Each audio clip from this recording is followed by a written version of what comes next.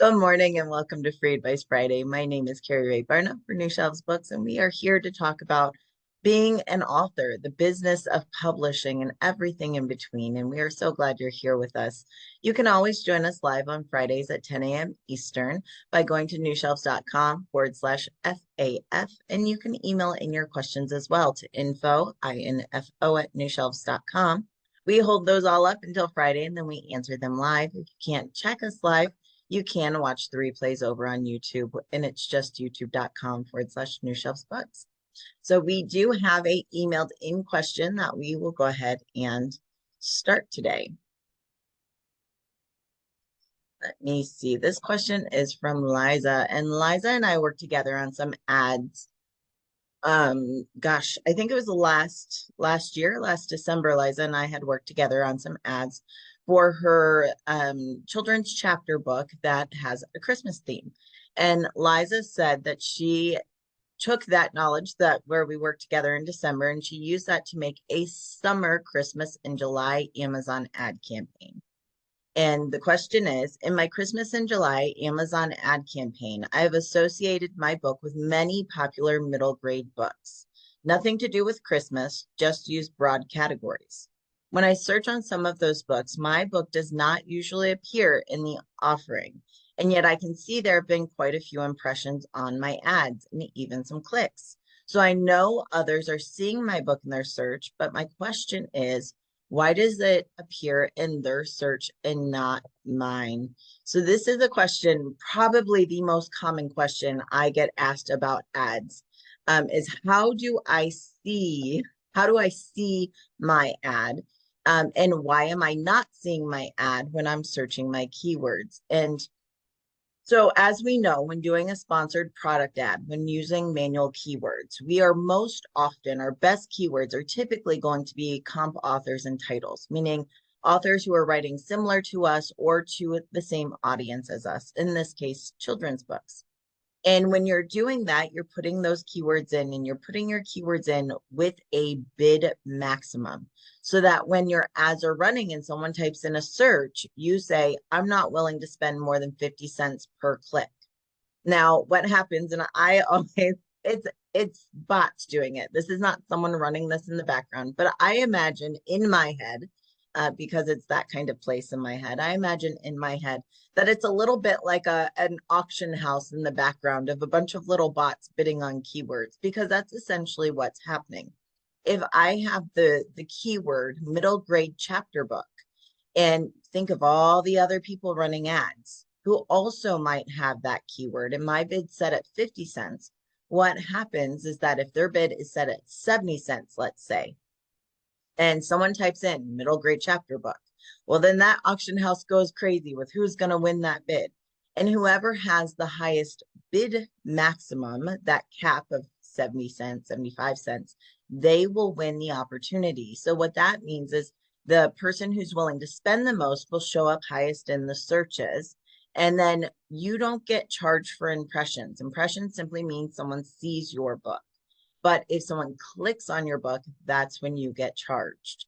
And so the reason why you may not be getting that in that search when you are searching a specific keyword, a couple of reasons. Your search may be in there, it may just be lower down. Another reason is someone else may be bidding higher than you, so they got that search bid. Keep in mind that little auction house thing that I imagine, it happens every single time someone puts in a search in Amazon. The ad algorithms pick it up and they all search. So every time someone puts in one of these keywords, it happens.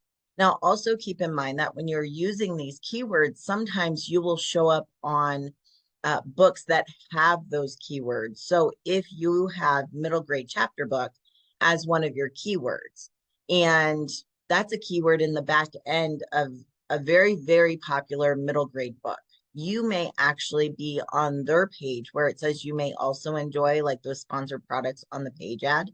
You may be there. So catching your ad out in the wild is really hard to do because you've got those bids and those algorithms working against you, and you don't know what someone else may or may not have bid on, or how much they bid. So you're kind of just trying to catch something out in the wild. And sometimes you might catch it, sometimes you might not. I will say that if you do catch your own ad out in the wild, and you'll know because it will have a grayed out sponsored mark on it, and I'll show you in a minute.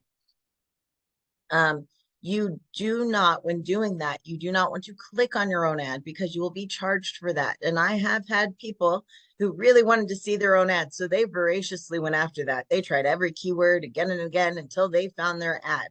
And then what happened? They clicked on it. And what did they do? They spent their own money on themselves. So let's not do that. So again, if you're getting the impressions, the thing is again, you're trying to find it out in the wild. The thing you want to know to see if your ad is showing up and is delivering is, are you getting impressions? Are you getting clicks? If so, your ad is being seen. Now, if your impressions are low, you may not be bidding enough. You may be bidding too low on those keywords. And I will say there are certain genres, children's books around Christmas, the bids go way up. It is not unusual for $1 per click to be kind of like the minimum standard to get you attention. Mysteries and thrillers, not so much cozy mysteries, but thrillers.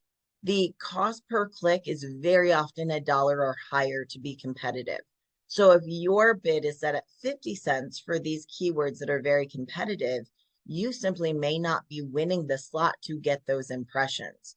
So there are things that you can look for and look at, but those are some of the things you really want to consider. Let's see. Let me show you. Let me pull up an Amazon ad so I can show you a little bit like what I mean. Amazon. All right. Let me show you. Here we go. Okay, so you should be seeing my screen, I believe. There we go.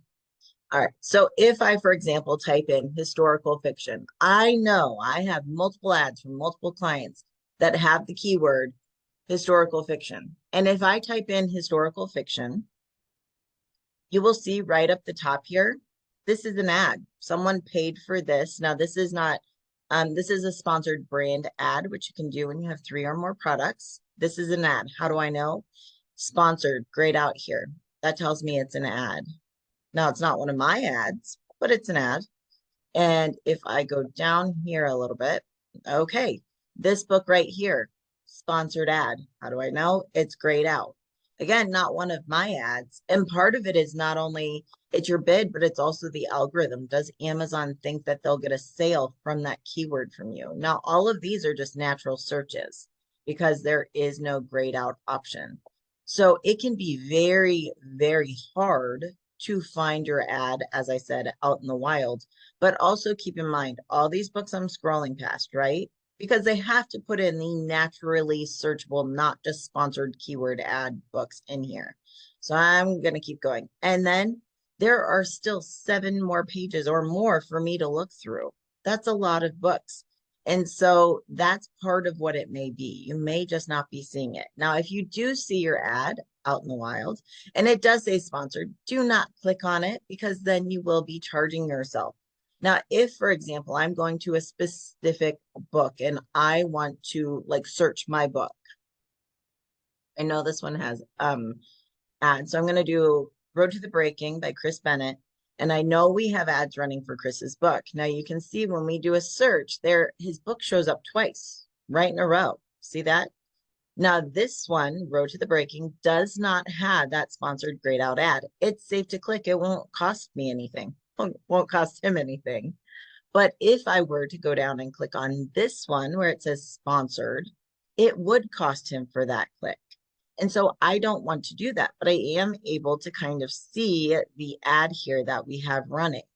So keep that in mind. I am one of those people that I purposely, if I'm looking for a specific book, I purposely try not to click on their ads so I don't charge them money.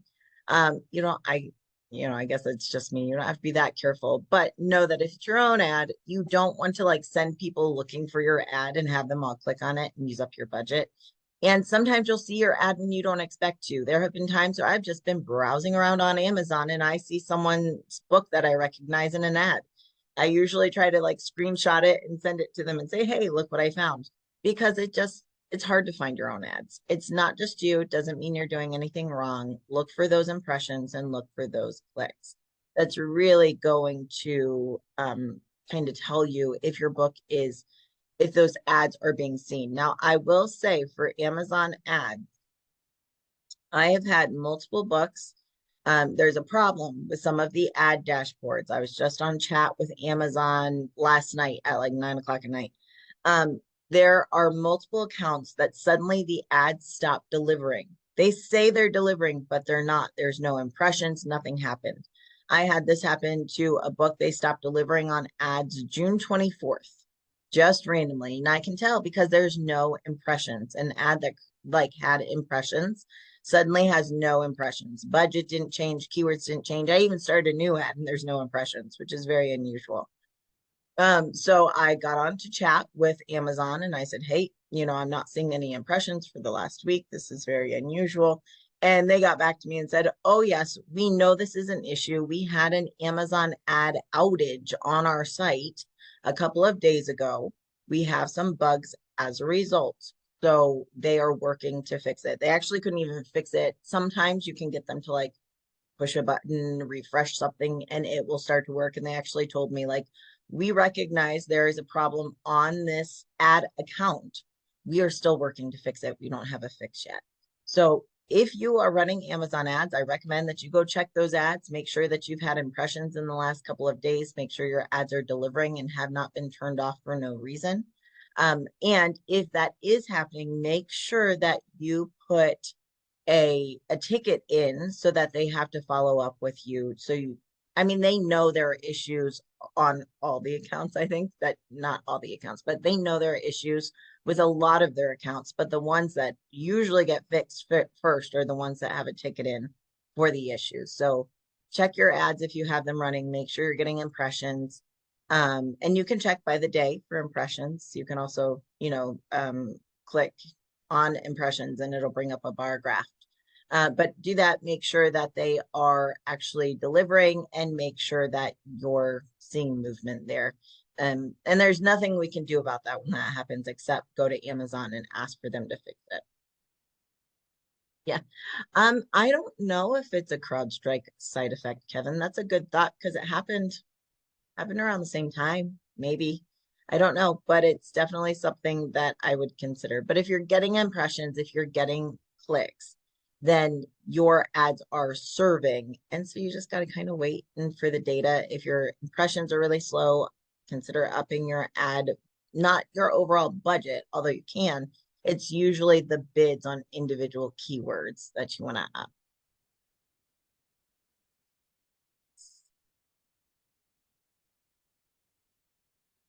Let me see. Beth is asking something kind of related to ads, so let's jump into that one. My book was published by She Writes Press, and right now the press is in the process of transitioning from Pacific Northwest Group distribution to Simon and Schuster, which is going to be awesome for all of those She Writes Press authors to have distribution by Simon and Schuster.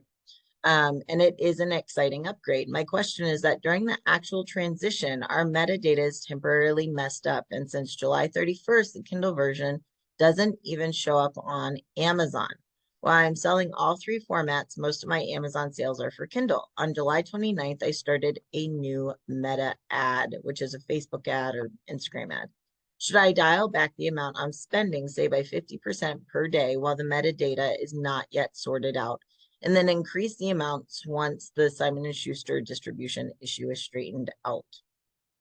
Yes. So I personally would either turn off that ad or dial it way back if your ebook is not currently available and you know that's usually most of your sales, because you're setting people up to get excited about the book. You're reaching them and then they get to your sales page and they don't find what they want.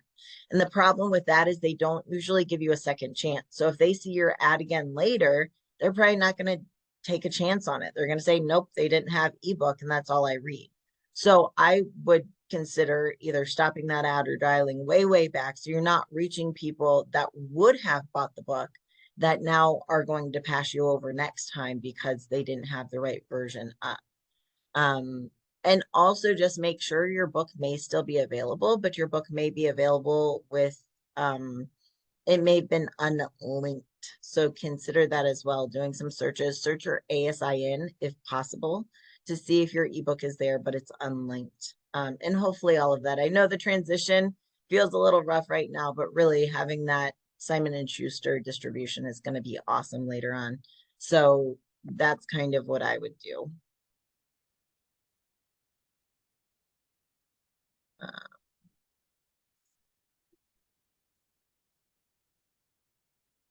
Let's see. I helped an author launch her book, but for some reason, many of the reviews she's receiving are being denied due to breaking the community rules. I can't find anything the rules that would apply. They don't mention knowing the author.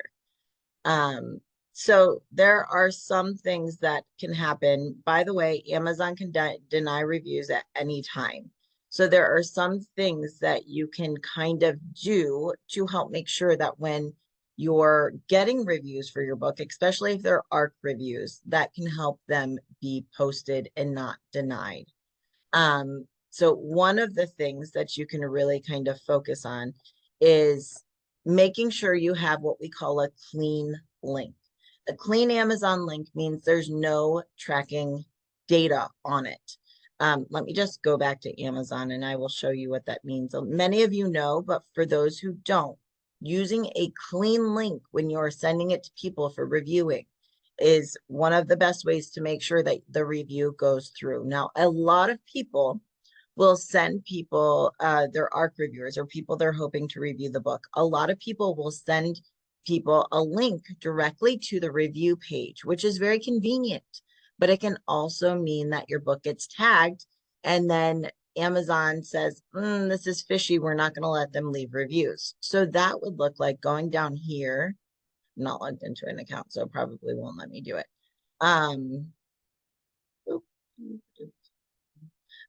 Yes, so right here, that would mean going here to where it says write a customer review and then giving them this link. Now I'm not logged in at the moment, so it's not going to work. But that's what it is when you give someone a link that goes directly to where the review section is, it is very, very convenient for the people giving you a review. However, it can trip up the Amazon spidey senses that tell it, hey, these are all coming from the same link.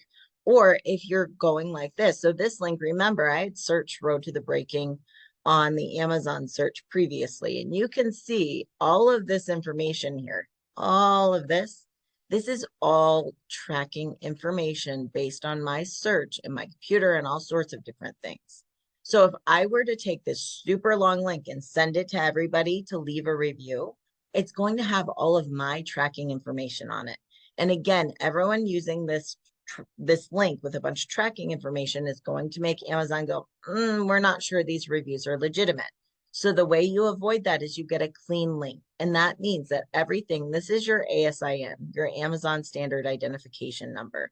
If you notice, if we look at this and it ends in 9QN, and we go look at the ASIN for the book, it will match. So it's your ASIN. So what you want to do is after that ASIN, starting with the words REF, which is reference, you want to take all of that and you want to delete it. Then when we go to this Amazon page, we have a clean link. So this link is what you want to share when you're asking for reviews because it doesn't have any tracking data. And so Amazon spidey senses don't go up. Now, this is a clean link, and you can even make this smaller by getting rid of everything from in between. Whoops, we do need the Amazon part. We're going to get rid of the name of the book and the author. So we can go just amazon.com/DP, then the ASIN. And when we do that, it's an even shorter clean link. And this is how we get a super short Amazon link without using like tiny URL or something like that. So make sure that you are using a clean link when you are asking people for reviews. The other thing that you want to do is make sure that these people are not saying, I received a free ARC. Now, it used to be standard that when you were a ARC reader, or if you got a free copy, you would say something like, I received a free copy of the book in exchange for an honest review. All views are my own. However, Amazon started seeing that as part of the payment system. And so that's no longer what we want to do. We no longer want to mention a ARC, a free copy, or the author as personal friends. So we therefore want to say something, like all views are my own or something, or not even disclose it, honestly, because it's keywords. These are bots that are just scanning for different things. This is not Tom up at Amazon reading the review and saying, okay, they're responsibly disclosing that they're an ARC reader. That's not what's happening. It's a little bot that's scanning for keywords like free copy, in exchange, review, or something that is tying you directly. So someone who says, my good friend Chris wrote this book and blah, blah, blah. That's against the terms of service. So Amazon's terms of service say that you cannot pay or be paid for an Amazon review. And part of payment can be considered if I say, I'll give you a book if you write a review. That is considered payment because it's contingent. My gift of the book is contingent on you writing the review. Now, if I say, I'd love to give you a copy of my book in consideration for an honest review, the difference is that I'm not requiring a review in exchange for the book, and it's just your consideration. If you'd like to review the book after reading it, I'd super love it. And so that little word choice, words matter, right? And so that little difference in word choice can be the difference of against Amazon's terms of service or not. So same thing when we're posting in a review, I was given a free copy, but all views are my own or something like that. Someone could put it in there, but it's best really to leave it out. So those things can definitely get you tripped up. I will also say that if you are getting a ton of reviews, some of us have very supportive communities. If you are getting a ton of reviews on your book, that's fantastic. However, if you're getting a ton of reviews from people who did not buy the book on Amazon, what can happen is if those sales aren't there, Amazon again goes, this book's getting a lot of reviews and attention, but no sales. So that can trip it up, which is why it's a good idea to work on your pre-sales, to have some sales in the hopper before you get those reviews. And also to, a lot of people will do like a 99-cent ebook or something and ask people to buy it. So it's a verified review. So that can be something that kind of trips it up, as well as if you're getting a lot of reviews, but you don't have a lot of sales. Because while we can review a product on Amazon that we did not purchase, you can review a book on Amazon that you read at the library or bought at the local bookstore. However, if a bunch of people are doing that at the launch of a book and there are not sales to kind of back up that, hey, this book is as popular as the reviewers make it seem, that can trip it up as well. So those are the things I'd kind of be considering. Also, while of course ARC readers are beautiful and we want them to leave reviews, it's also really helpful if you've built up a audience base or do like an ebook at 99 cents, something so that people can be verified reviewers so that they can buy a copy and then review the book if they're willing to do that, because it makes a huge difference just actually seeing those sales with the reviews. So those are the things I would immediately think of and the things I would plan for when launching a book, kind of very carefully having these ideas in the back of your head for if you are asking for reviews.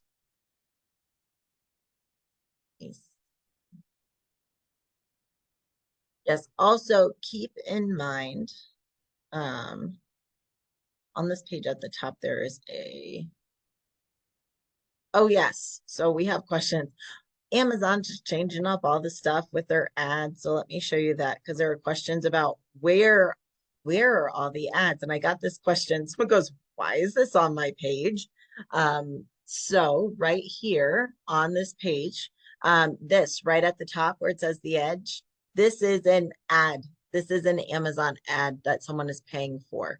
I saw one the other day that had like a tagline here and then it had the author's photo over here. And the person was kind of like, why is that tagline on my page? Well, it's a paid ad. And again, you can tell because it says sponsored.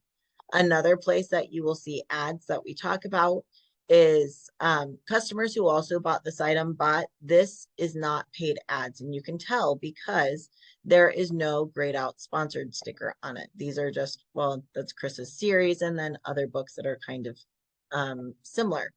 So then when we get down here, products related to this item, sponsored, these are paid ads, and they may have keywords that are historical fiction that ties into Chris's genres or to his description or back-end metadata keywords. They may have keywords that say, I don't know, they could say Civil War, and Chris has the Civil War series, so maybe that's why they're tying in. But these are all ads going through under here where it's sponsored. So you may see ads there.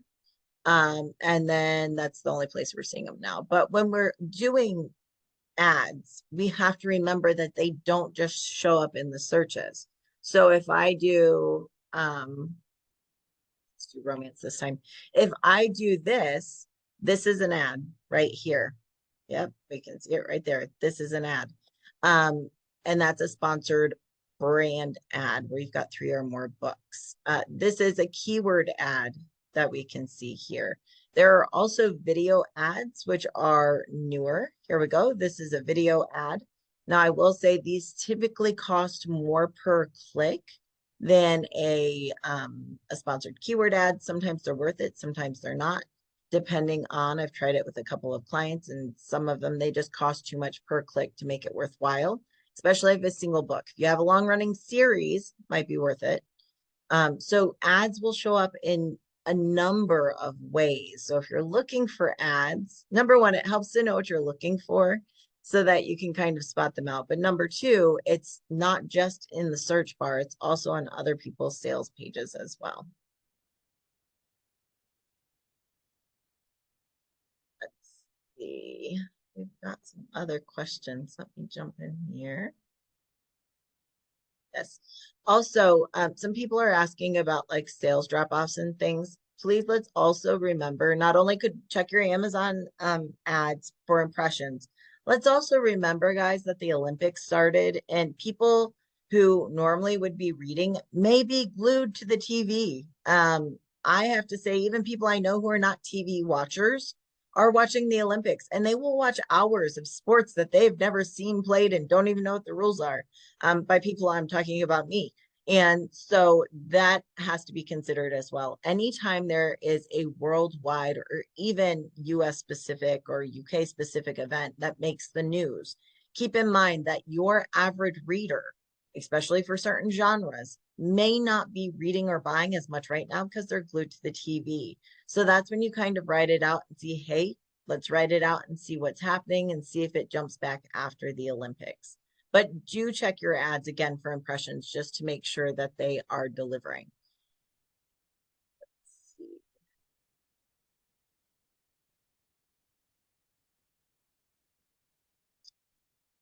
Let's see. I'm curious if you've run into this. KDP has a tech team investigating why I can't schedule an August 13th paperback release. The Ingram paperback is on pre-order, which is why. So KDP scheduled release is a great feature that allows you to schedule your KDP paperback releases. So meaning that for KDP, you can get all your book ready to go, and then you can schedule your release to go live on launch day. It's not a pre-order. It doesn't give you a pre-order link, and this is for the paperback edition. But you can schedule it so you don't have to wake up on launch day and hit the publish button, which is very helpful. It takes some stress out. However, if your book is on pre-order through IngramSpark, it will not allow KDP to do the scheduled release, because what happens is when you have a pre-order up through IngramSpark, you generate a sales page for your book, and KDP reads that as an already published book. So that is what's happening if you are doing a pre-order and using IngramSpark to get a sales page up for your book. Then the KDP scheduled release for a paperback will not work. So that's probably what it is. I should just go work for Amazon. I'm just going to go and be like their customer service person. I don't think I'd actually enjoy that. Or maybe I would. I don't know. Let's see. Curious if you recommend authors not reading Amazon reviews. I looked and only upset me to see one or two nutty reviews. Was hoping Amazon would cut those because it was someone off. No, Amazon prides themselves on not taking down reviews unless there is an actual case for defamation. So the only time I've ever seen an Amazon ad or an Amazon review be taken down was the review was quite literally a shocking personal attack on the person. Had nothing to do with the book, was naming their children, was specifically talking about this author. It was obviously like someone they had angered in real life. And so, based on security and defamation reasons, they were able to get that taken down. But Amazon, not everyone's going to love your book. Some people, for example, I was looking at a review with someone yesterday, and one of the things that I like to do is when we get a negative review, and sometimes people just don't like your book. Sometimes people just don't like me when I meet them at a party. Shocking, I know, but it happens. And so you don't always jive with people. Maybe they don't like it, whatever their reasons are, and that's okay. I will say that having one or two not glowing reviews makes your book and your listing more it gives it more social proof, because when we only have glowing 5-star reviews, it looks really fake. So keep that in mind. When it gets you down, I encourage you, go find your favorite book, your favorite author, and go read the 1 and 2-star reviews. I promise they have haters. I promise there are negative reviews, and I promise that some of them will be a little nutty. So that always, misery loves company. So that's always kind of fun. But also some of the things that I look at when someone doesn't like a book or they leave a critical review. Sometimes I say, authors, if it emotionally impacts you to read your reviews, don't read them. Have a trusted friend, a spouse, a coworker, I don't care what it is, another writer, maybe writers swap this for each other. Have them read their reviews for you. Hey, once a month, would you kind of pop into my reviews and just read them and maybe send me the highlights of what's really good, so I can be encouraged? It's great for authors to do for each other. I do it for people I work with sometimes. I'm like, oh, did you see that really great review? At the same time, I read the critical reviews, because sometimes the critical reviews are, I found a bunch of typos in this book, or it does happen. Chapter 13 of this book looks like it doesn't belong in this book. I recognize it from the first book in the series. There's some type of error. And so that's helpful, because these critical reviews can help make things better. And if I'd never read that review, we would never know. It would have never been fixed, and it would have hurt that author's sales for a long time. Now, sometimes the reviews are just, I hated this book. I thought that it had too many words in it and not enough killing. Okay, that's not going to hurt the people who don't mind that. Now, the other thing that I sometimes look at is when someone leaves a review, I don't know if you know, but if you can click on their name, the name associated with their review, and you can see what other things they've reviewed and rated and how they've reviewed and rated them. So you can click on, if there's like a really negative review saying like, I hate this book, it was terrible, it was awful. You can click on that person's name, and often what you will see is either they only leave negative reviews and all of them are a little bit of a rant. In that case, this is not you. It's not your book. It just is what it is.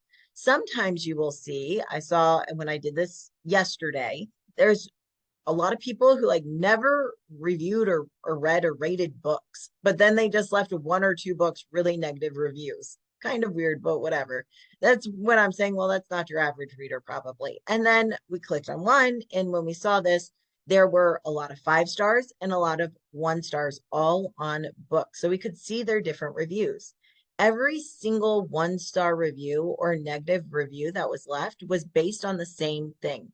They did not, the reader did not like world building, and they did not like descriptions or lengthy descriptions.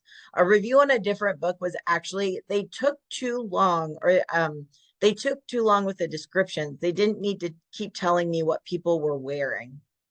Okay, For some people, they really like that, especially if it's sci-fi and needs world building, or it's historical and, how were they wearing stays, a hoop skirt, whatever, I don't know. So sometimes that can be helpful because it just lets you know that's not your reader and it's not a big deal. But as far as should you read your reviews or not, I think that's a, a personal question based on your mental state and how much it affects you or not. But I will say that if you are not going to read your reviews, I think it's very helpful to have a trusted friend, another writer, a colleague, someone you work with, to go in and read those reviews for you occasionally, because it can help make us better when we have critical reviews. But that doesn't mean that, when Jen had a bad day and left a cranky review, that it needs to ruin your day. And so it's a fine line, and it will be different for some authors. Like I I have authors who are like, I got a 3-star review, but you know what? That means someone read the book. And I have some authors who go, I got a 3-star review. They really don't like my work. Am I good enough? So it's just going to affect different people differently. So the answer will be different for different people. Let's answered that one for you. In order to encourage Amazon to trust the source and nature of our book reviews, is it a good idea to offer our books for free for a limited time through Amazon's own free Kindle library? Yeah, so sometimes this is one of the things when I do like discount promotions, like a 99-cent promotion or a free promotion. One of the reasons is because it's getting your book into the hands of a lot of readers through Amazon's own platform. And the more people that read a book, typically the more people review a book. Or you might even do a free promo or 99-cent promo on Amazon through Kindle, and then tell everyone like, hey, it would really help me out if you just download this book before you leave your review. I know I already gave you a free copy, but if you could download it free through Amazon, it would actually help me out a lot before leaving that review. Or, hey, if you'd be willing to go buy this book, it's 99 cents, it's a buck. If you could go do that, it would really help. So yes, that is one of the reasons for doing discount ebook promos in general, but also for doing them at the launch or pre-order of a book.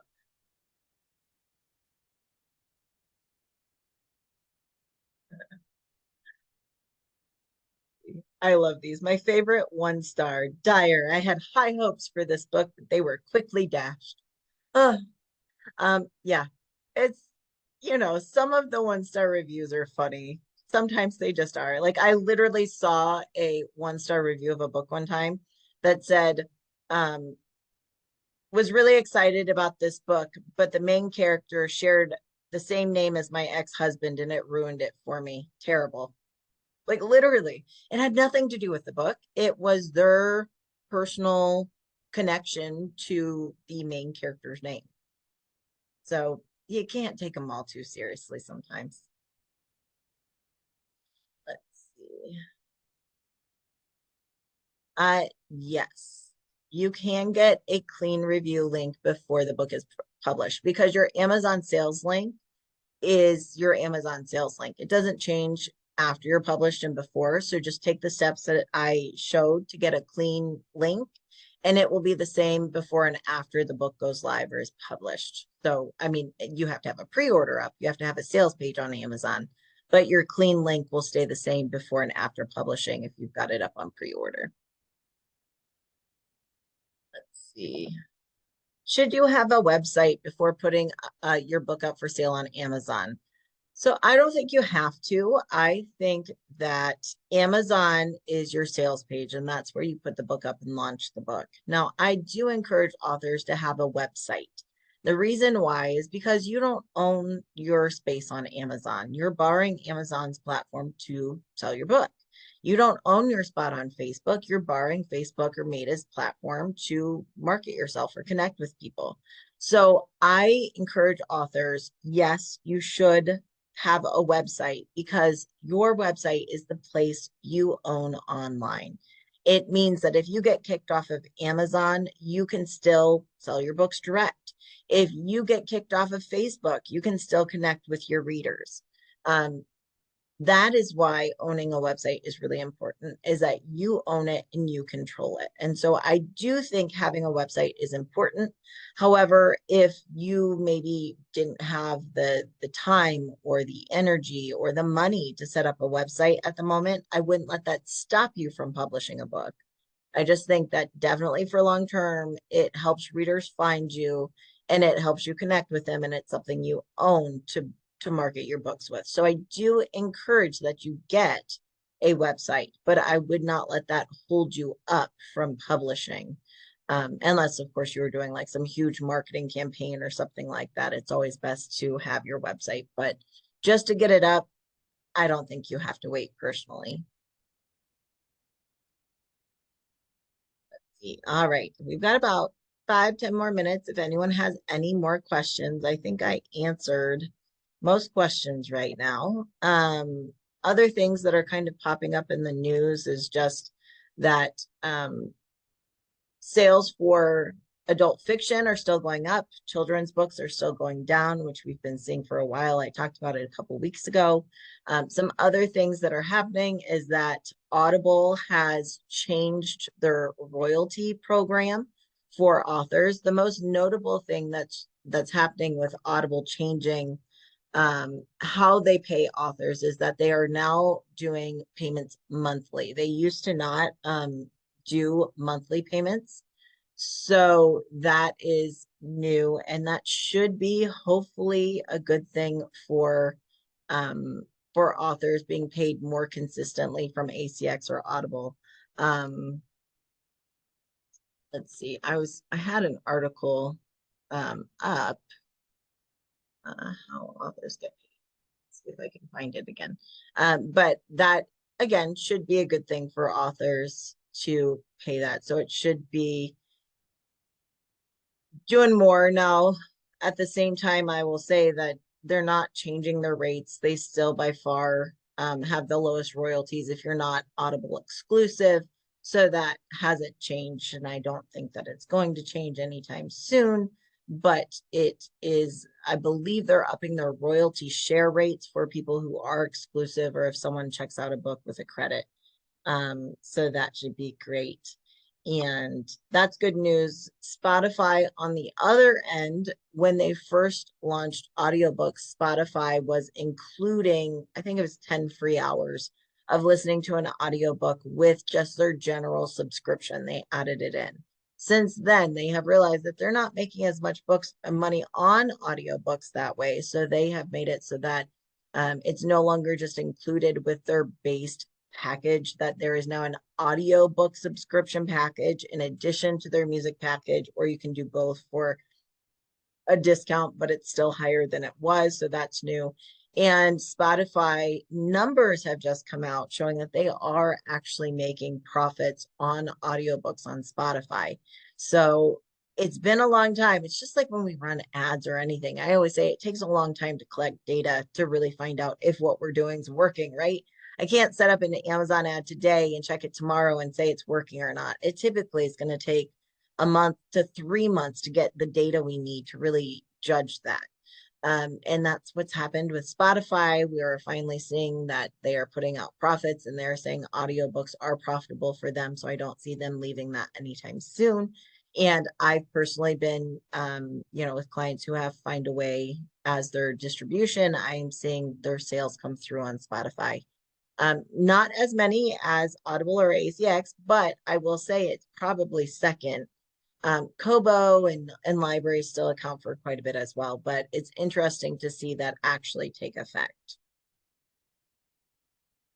Once your audiobook is live on ACX, do you know how long it takes for the free codes to be available?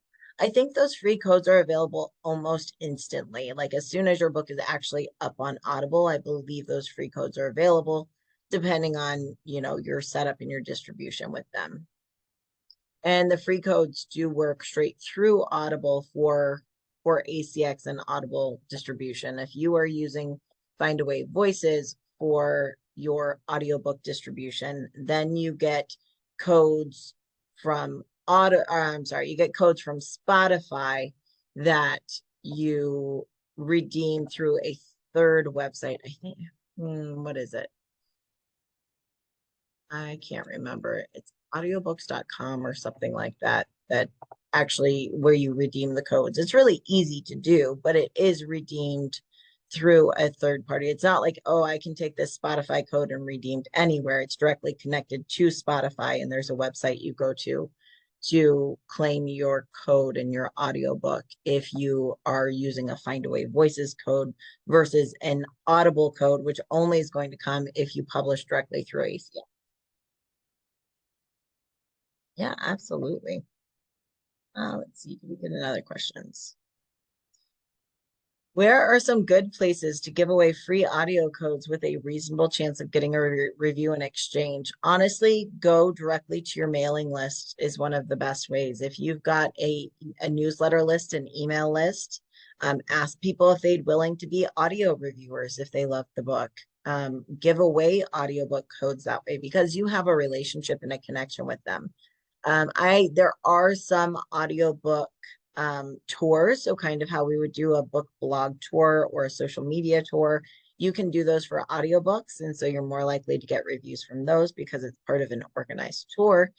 And then, like I said, if you've got a Facebook group or something like that, somewhere where you have a connection and you have a relationship, you're much likely to actually get a review out of it because you can follow up with them. You can talk to them. They care more about, and I hate to say it like that, but they care more about your success. I'm going to dig myself a hole, but I want authors to succeed. Of course I do. But I care more about the people that I see every week in Free Advice Friday because I've built a relationship with them. I care more about the people that I've worked with directly for their book launch because I'm invested in it. So that's not to say that I don't care about other authors. It's just I'm invested in other, of people I've had a relationship or have worked with. So I'm more likely to stay invested. And the same is true of your readers.